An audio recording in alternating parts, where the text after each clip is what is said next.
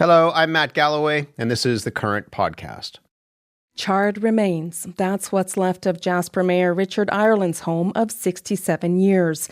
He got a ground view of the wreckage on Friday during a tour of his community with Alberta Premier Danielle Smith.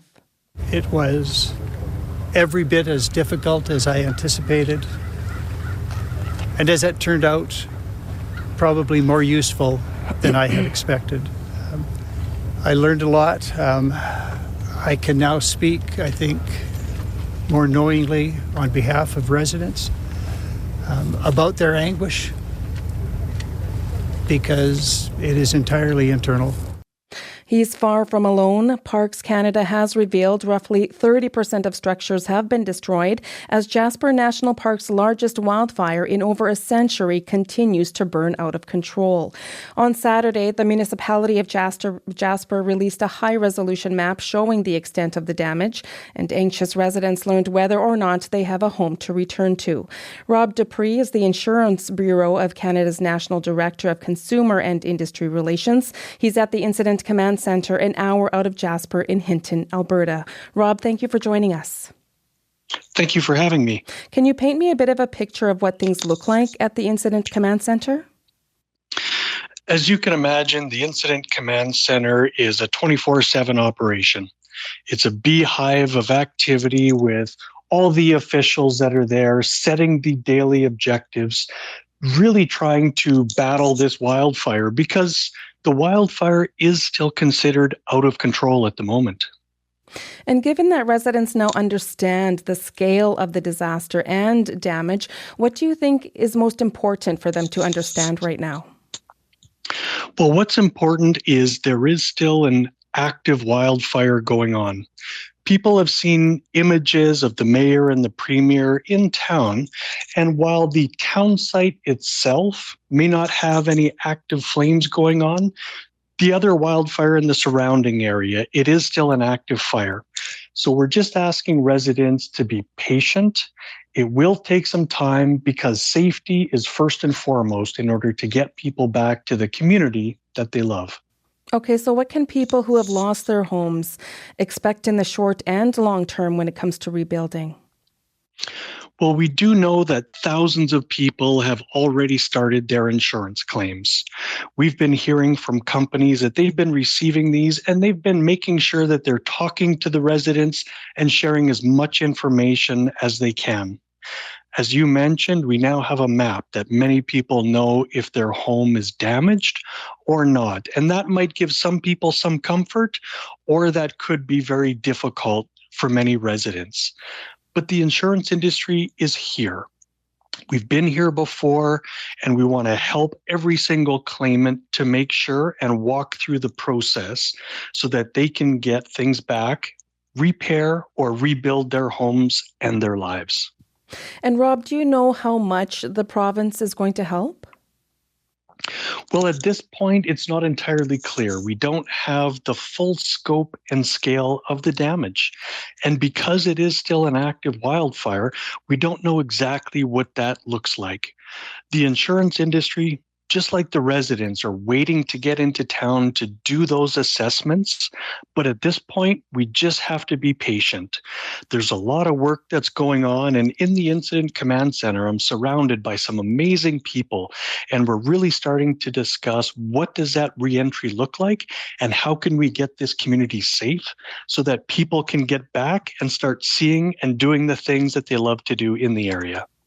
And Rob, I understand you were stationed in Fort McMurray during the 2016 fires. Are there lessons learned from there being carried over now in Jasper? There absolutely are. The biggest lesson learned is we start talking about these conversations like recovery while we're in the response phase. I'm embedded in the Incident Command Center. Although it is still an active wildfire, we're starting to talk about what those next steps are, that people are going to need access, the insurance industry is going to need access. We want to work together. And frankly, the people that are in this command center are incredibly collaborative. Everybody's working together for that common goal, to get Jasper back to the beauty and to the place that everybody loves. Now, some Fort McMurray residents expressed frustration with their insurance companies long after the fires. What do you say to those from Jasper who have lost everything and are afraid that this will be a battle to get a payout? We have to remember that an insurance policy is a legal contract. It has terms and conditions, and many people may not realize exactly what their policy does and does not cover. So this is where an open line of communication with your adjuster. Your adjuster is there to help you, walk you through that process, and the insurance industry is going to be supporting you every single step of the way. We've been here before. The industry knows what they're doing, and we're going to make sure that we help all of the residents in the community to be able to rebuild. Now, the Jasper wildfire could cost the insurance industry up to $700 million, making it one of the most expensive wildfire disasters in Canadian history. And many Canadians worry that these weather disasters will likely lead to higher insurance premiums for both homeowners and commercial businesses. So what do you see happening in the near future? We do know that severe weather is increasing in frequency and severity. The last 2 years, in 2022 and 2023, the industry has paid out over $3 billion, both of those years, for severe weather damages. What we do know is that one wildfire event does not automatically increase everyone's premiums. The insurance industry works very, very hard to spread out that risk geographically to try to stabilize premiums. And remember, the insurance companies, they have insurance for these big catastrophic events called reinsurance. So there's lots of layers of protection in place to try to make sure that people's premiums in the future are not jumping up. And we want to work with all of the residents. The priority right now is getting people back to make sure the community is safe so that we can start that rebuilding and repair process. And Rob, what else are we learning as wildfires and other natural disasters become more of a regular occurrence? We're learning that Canada is becoming a riskier place to do business. And we really need to fast forward the conversation on building a culture of preparedness. And also we have to think about this is the new weather reality. We're seeing more of these events all the time. And we need to have that conversation about adaptability and building resilience. Whether that means a more fire-resistant property, whether that means more work within the community or within the province, or frankly across Canada to help protect people from these events. These are conversations that we really need to have, and we really need to find some solid action plans to be able to protect all Canadians across the country. Rob, thank you so much for your time this morning, and good luck with all the work ahead. Thank you very much. I appreciate the reach out. Rob Dupree is the Insurance Bureau of Canada's National Director of Consumer and Industry Relations. He's currently stationed at the Incident Command Centre, an hour out of Jasper in Hinton, Alberta. Well, Ed Struzik joins me now from Edmonton. He is the author of Firestorm, How Wildfire Will Shape Our Future, and Dark Days at Noon, The Future of Fire. Thank you, Ed, for getting up early. Thank you. What do the fires in Jasper get you thinking about? Well, the first thing is that, I've spent so much time there. I think I've done 100 trips on horseback with the park wardens in the backcountry, hiking on the Skyline Trail and other hikes with my wife and my kids. I've done overnight ski trips. And I just, and every time I have friends in Jasper, and I'm just, the first thought, emotional response was just, this is heartbreaking. It's just devastating. But the other one is that, Jasper has been, I think, better prepared than any other municipality in the country for something like this. That if a fire can come to Jasper, a fire can come anywhere, and it's going to be worse in places where they have not prepared like Jasper has. And that, I think, is really the drive home point. Has Parks Canada been doing enough to mitigate the threat of wildfires in places like Jasper? Well, that's the million-dollar question. What I can say is that since 2003, in fact, before that, after the Yellowstone fires of 1988, which really made headlines all around the world, the national parks people here in Canada really decided they needed to start doing something. And so Nick Labakun, who was the wildfire specialist at the time, got Cliff White from Banff to essentially draw up a national wildfire program. And that has evolved. Whether it's evolved fast enough, I think that, the people who have put it into play have done the best with whatever resources that they've had. And so I think Parks Canada actually has been farther ahead of the game than anyone else.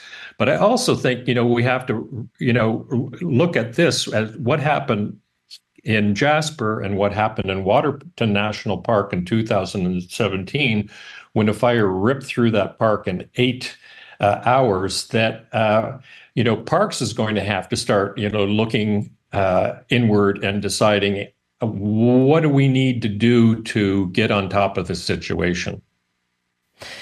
Now, prescribed burns have been done in recent years. Now, were they done enough to mitigate the impact of a century of fire suppression? I don't think that they were. But, they're constrained by a number of things. You've got a lot of tourists in town. You've got a hot summer weather that makes it extremely difficult to do these prescribed burns.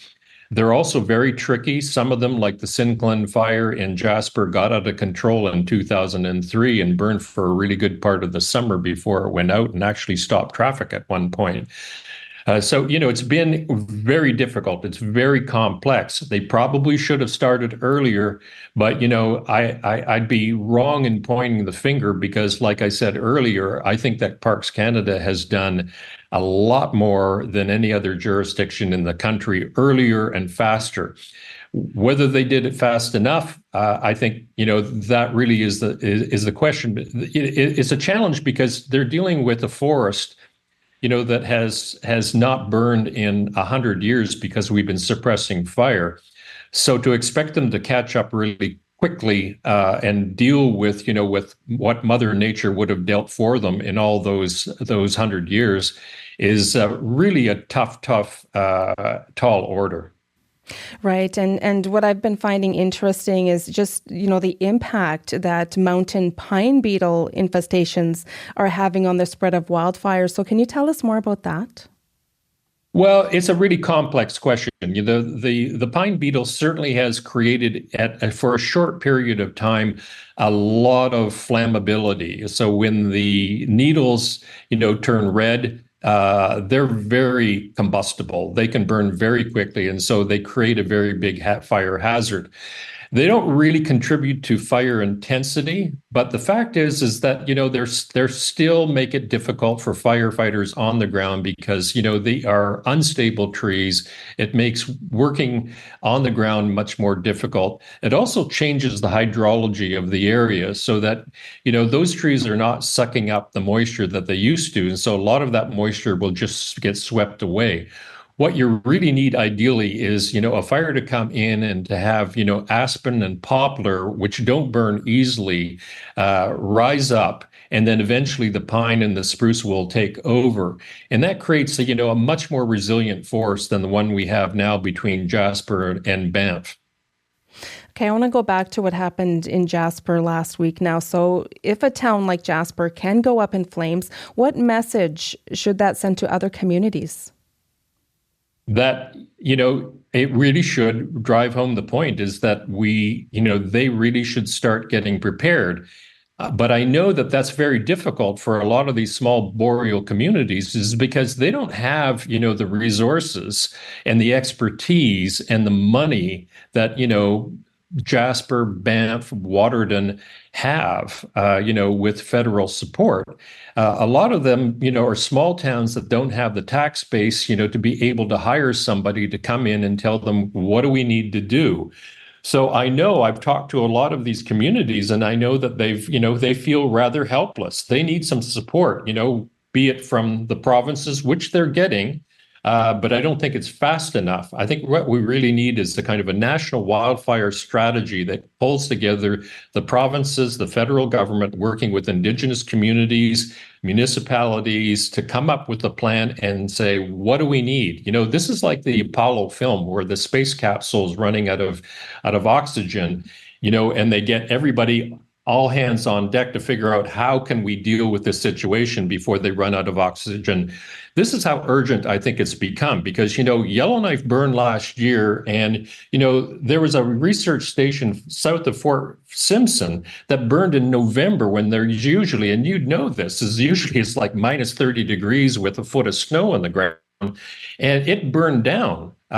We're just seeing fires behave in an unprecedented way, and it's not going to get any better. Yeah, I can't believe it's already coming up to a year since the fire near Yellowknife evacuated the entire city. So that was quite the time. Now, Ed, you've also been warning about the wildfire risks, even to cities like Edmonton, where you live. So what do you worry about? Well, I'm looking right now from my window at the River Valley, which has the largest urban forest in North America, and many, many, many cities across Western Canada have these beautiful river valleys, and they're a treasure. I think this is what defines Edmonton in so many different ways, is that we do have this wonderful forest, but the fact is that it hasn't burned in 100 years, and those trees are just primed to burn. So if we have a lightning storm, strike at the middle of the night where the winds are blowing really, really hard, it could sweep through very quickly. And I know the city's beginning to address the issue, but they should have been addressing this issue a long time ago. The problem is that the city has just taken the River Valley for granted here, and they have really not done what's needed to do to prevent a fire. And all they need to look at is what happened to Jasper. That was a pyro CB that came into town. It was driving 120 kilometer-hour winds. There's nothing, firefighters can do to stop it. The planes have to get out of the air. People on the ground have to get out of the way. People on the bulldozers are going to have to just get off and run, because you just can't deal with an inferno moving that quickly. Now, the other question, especially in Jasper, has been about jurisdiction. So whether the province should have asked for federal help earlier, whether Parks Canada responded adequately. What's your take on how the response was handled? I think it was textbook. Parks Canada's got a lot of experience in dealing with this. They evacuated Waterton well before that fire came. They evacuated Jasper well before that fire came. They've dealt with this situation before.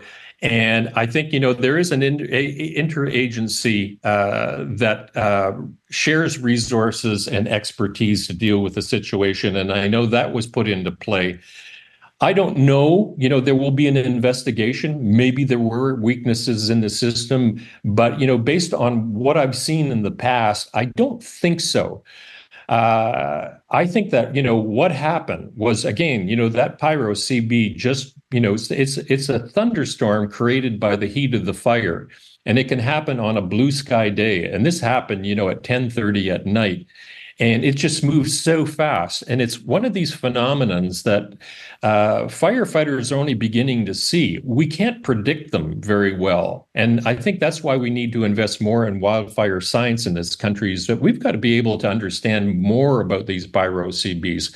The fact is that we have not invested enough in wildfire science to understand, fire weather, how to better predict fires, where to put our firefighters, in the summer where they would best be used. There's so many questions that could be answered by wildfire scientists, but we just haven't invested in it. We've been cutting back. The University of Alberta has cut their budget back by 25%. All right. They lost All right. Thank you so much, Ed. So much to talk about, but unfortunately, we have run out of time. Thank you, Ed. Ed is the author of Firestorm, How Wildfire Will Shape Our Future, and Dark Days at Noon, The Future of Fire. We reached him in Edmonton.